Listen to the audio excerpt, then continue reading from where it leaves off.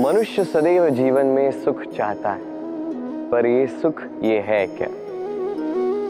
क्या रूप है इस सुख का?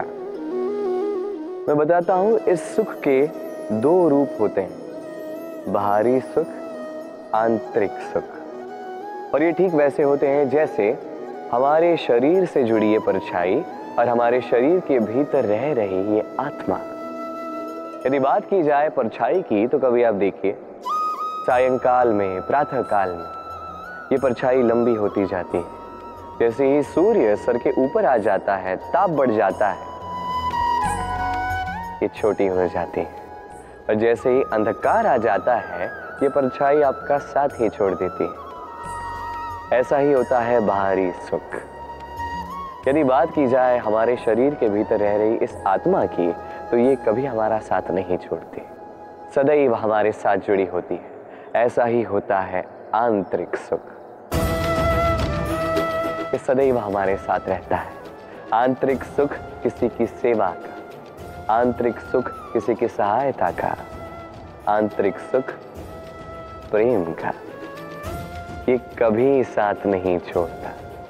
वही बाहरी सुख, जब तक आपके पास संपन्नता है, कुछ लोग हैं, कुछ सुविधाएं हैं, ये बाहरी सुख आपके साथ रहेगा। संपन्नता चली गई, लोग चले गए, सुविधाएं चली गई, बाहरी सुख भी चला जाएगा।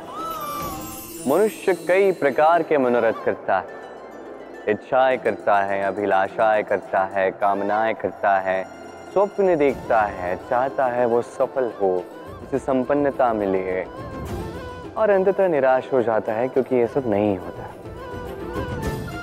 अब एक छोटा सा उदाहरण देता हूं।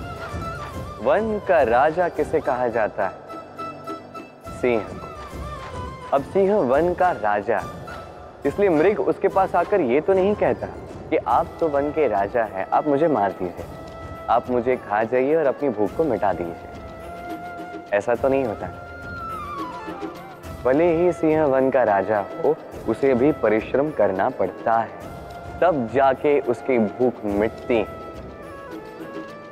ऐसे ही आपके सारे स्वप्न, आपकी सारी इच्छाएं, आपकी सारी अभिलाषाएं, सारी आकांक्षाएं पूर्ण होंगी, अवश्य होंगी, परिश्रम से, केवल सोचने से नहीं। तो आप भी जीवन में परिश्रम कीजिए, अपने सारे स्वप्न पूर्ण कीजिए। क्या आप कभी किसी ऊंचे पर्वत के शिखर तक पहुंचे?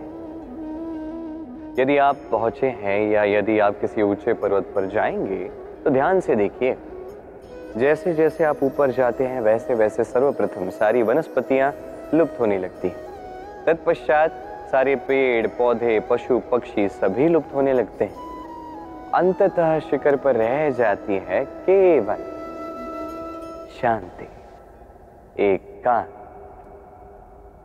अब मनुष्य के साथ भी यही होता है।